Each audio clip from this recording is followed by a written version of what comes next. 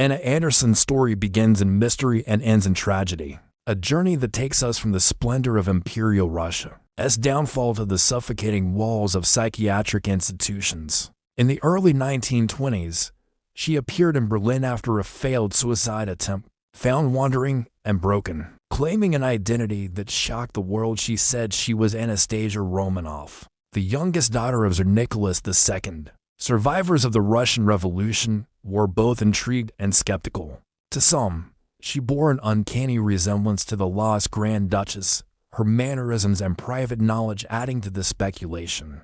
To others, she was simply a desperate woman clinging to a fabricated hope. But whether imposter or not, Anna's claim condemned her to a life of suspicion, rejection, and ultimately, torture at the hands of institutions meant to heal but designed to punish. The Romanov family refused to accept her, casting her into a limbo between history and obscurity.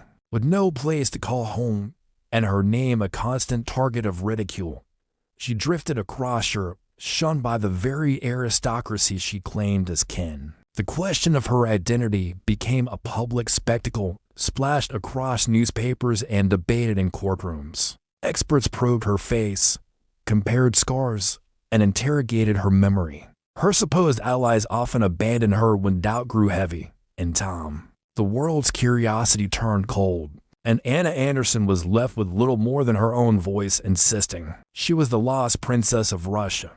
Her life descended further when she was institutionalized. Decades spent behind locked doors would transform her existence into something darker than simple exile. The records from asylums in Germany and later in the United States paint a horrifying picture of her suffering. Patients like Anna were seen less as human beings and more as problems to be contained. She was subjected to forced drugging, heavy sedatives administered without her consent until her body trembled and her speech slurred. She endured prolonged confinement in padded rooms, where silence was broken only by the distant cries of other patients. The once royal hopeful was reduced to a restrained figure, strapped to beds or confined in dark corners under the guise of treatment. First-hand accounts from nurses and visitors described her as restless and desperate, often protesting her identity with both passion and despair. The cruel irony was that every attempt she made to assert herself was used as evidence of her instability. When she cried out that she was Anastasia, the staff dismissed her words as delusions. When she resisted injections, they forced them anyway, her screams echoing down the corridors of buildings. Designed not for care, but control, whether true princess or not, Anna Anderson was treated as an inconvenience. Her humanity disregarded, medical neglect haunted her years. Conditions in psychiatric facilities at the time were harrowing. Overcrowded wards, where patients lay in filth, where food was sparse and often inedible, where infections spread unchecked. Anna lived among this decay. Stripped of dignity, she endured treatments meant to break the will. Ice baths, endless sedations, experimental drugs. Her health declined rapidly under the strain. Her body weakened by both illness and the constant assault of institutional practices. Historical records indicate long stretches where she was barely conscious, surviving in a haze of narcotics forced upon her in the name of therapy. Visitors noted the haunted look in her eyes, the way her face seemed trapped between exhaustion and defiance. Some pitied her, convinced she was a tragic figure whether Anastasia or not. Others mocked her persistence, laughing at the mad woman who believed herself a duchess. But those who saw her behind the walls of the asylum spoke of something else, an aura of suffering that seemed unbearable to witness. She was not merely delusional, they said, but tortured by a system that denied her even the right to be heard. In Europe, her years in German institutions hardened her existence, but the cruelty followed her to the United States, transferred across oceans. She continued to live under strict observation. Her world became a cycle of locked wards, medications, and interrogations. Whatever hope she carried from her earlier days had long been stripped away, replaced with the monotonous rhythm of institutional life. By the time she entered her later years, she was more a shadow of a woman than a claimant to a royal legacy. The historical documents that survive do not resolve the question of her identity. DNA testing conducted decades after her death confirmed she was not the Romanov princess, but rather a Polish factory worker named Franziska Szankowska. Yet this revelation does not undo the cruelty of her life. For Anna Anderson, the question of bloodline mattered less than the reality of her suffering. Whether Anastasia or Franziska, she was trapped in the machinery of psychiatric abuse. Her cries dismissed as madness. Her resistance punished with needles and isolation.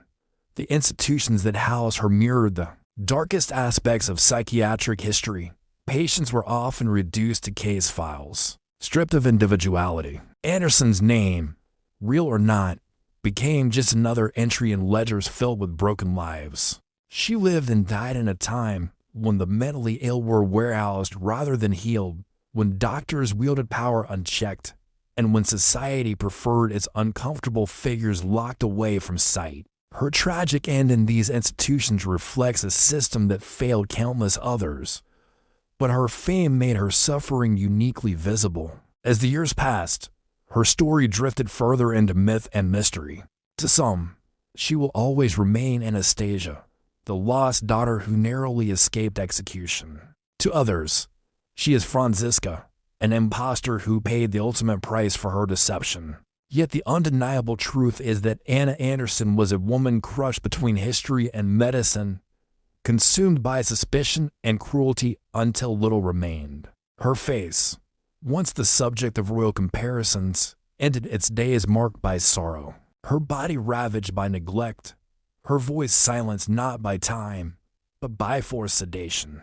Her death closed a chapter that had fascinated the world for decades. But her story continues to resonate.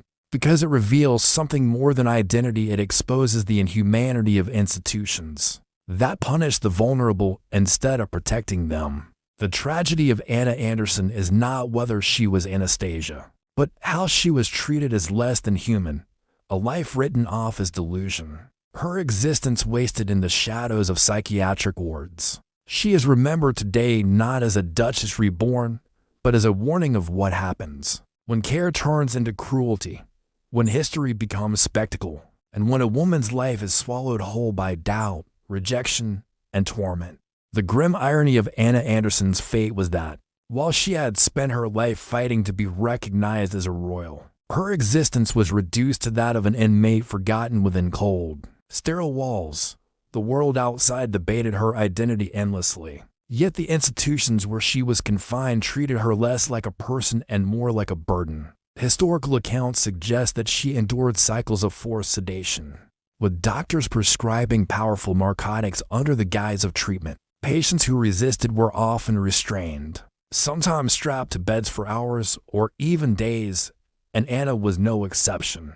Records from psychiatric facilities in Germany reveal disturbing details of these methods. Detailed notes that speak of non-compliance, met with injections, locked isolation rooms, and threats of more invasive procedures if silence was not maintained. Her torment was not limited to chemical control. Medical neglect was another constant. Testimonies from contemporaries describe patients crying for food or warmth, only to be ignored by indifferent staff. Anna's body bore the marks of years of confinement, frailty, scars from self-inflicted injuries during episodes of despair, and physical deterioration from malnutrition. Her pleas to be recognized as Anastasia were written off as delusion. Fueling the cycle of mistreatment, the deeper she insisted on her royal heritage, the harsher her treatment became, as if her identity itself were a symptom to be eradicated. In one particularly harrowing account, fellow patients recalled her being forcefully bathed in cold water as punishment for shouting about her past, a practice disturbingly common in psychiatric wards of the early 20th century.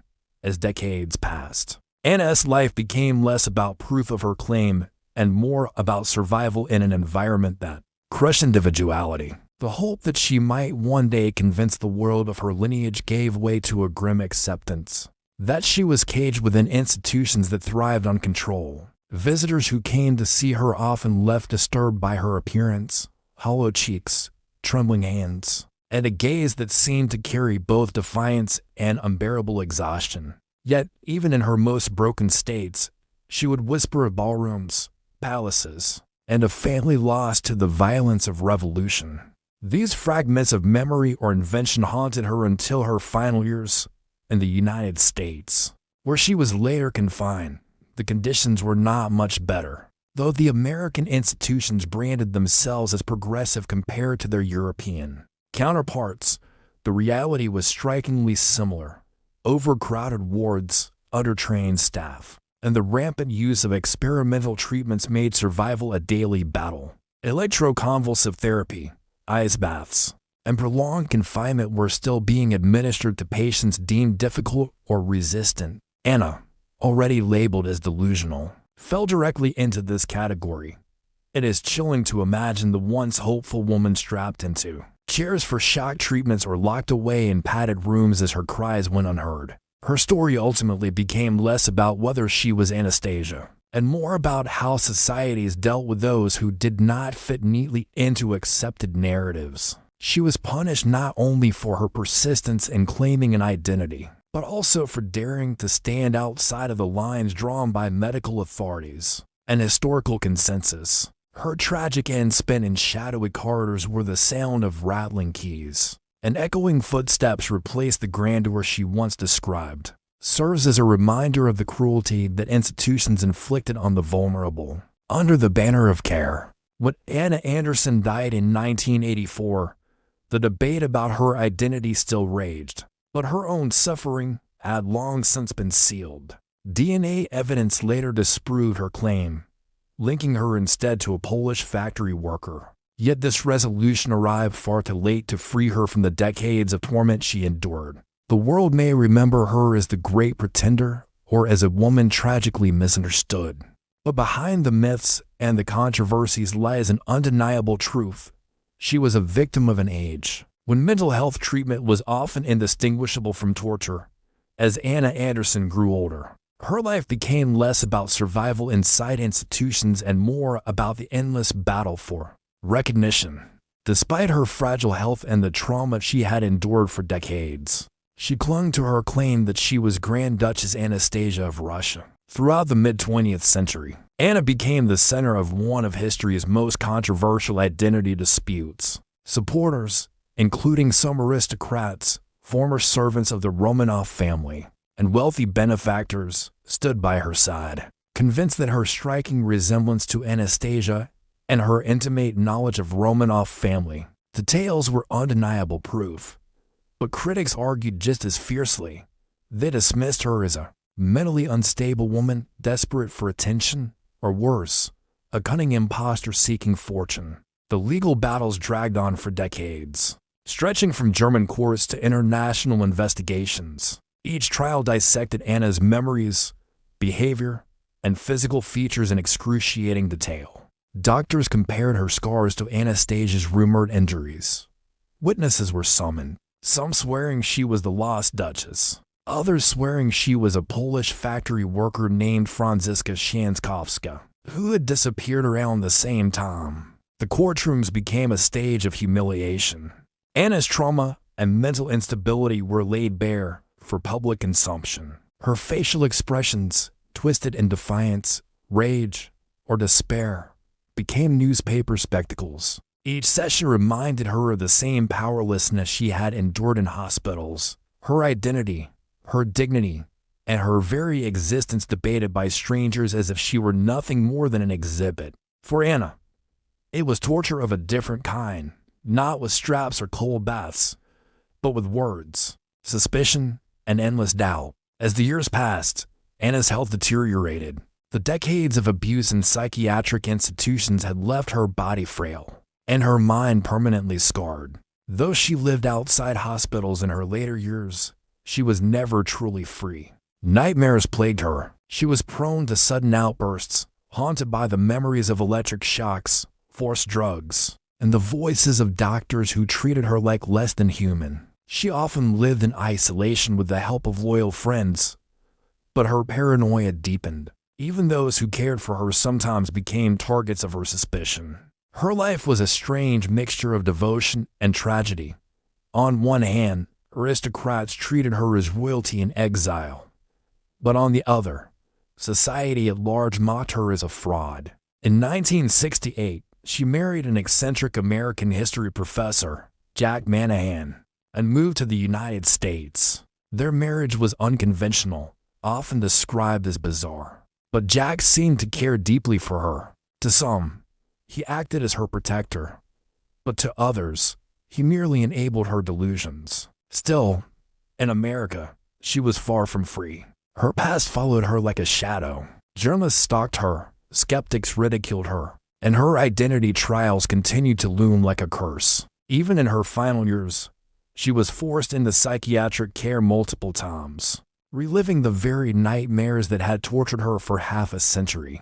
On February 12, 1984, Anna Anderson died in Charlottesville, Virginia. She passed away still clinging to her claim of being Anastasia Romanov to the very end. She insisted that her story was the truth, even though her life had been shaped by doubt, torment, and relentless questioning. But death did not end the controversy. Instead, it fueled it. In the 1990s, DNA testing finally became advanced enough to settle the matter. Scientists compared Anna Anderson's genetic material with that of the Romanovs and with living relatives. The results were shocking. Anna's DNA did not match the Romanovs. Instead, it matched the family of Franziska Szankowska, the missing Polish woman. After decades of courtroom battles, psychiatric torture, and media obsession, science delivered the final verdict. Anna Anderson was not Anastasia. Yet, for many, the revelation felt hollow. The truth had come too late. For Anna, recognition had been her life's greatest torment, denied in the courts, denied in her final years, and ultimately denied by history itself. What makes Anna Anderson's story horrifying is not whether she was Anastasia or Franziska. It is the way she was treated, as if her pain, her trauma, and her very humanity did not matter. Her life became a living punishment, strapped down in hospitals, drowned in chemicals, shocked until her body convulsed, humiliated in courtrooms, and mocked in newspapers. Whether Duchess or imposter, she endured a punishment that no one deserved. And in the end, Anna Anderson remains one of history's most tragic figures, a woman who may have been searching for truth, but instead found only decades of torment.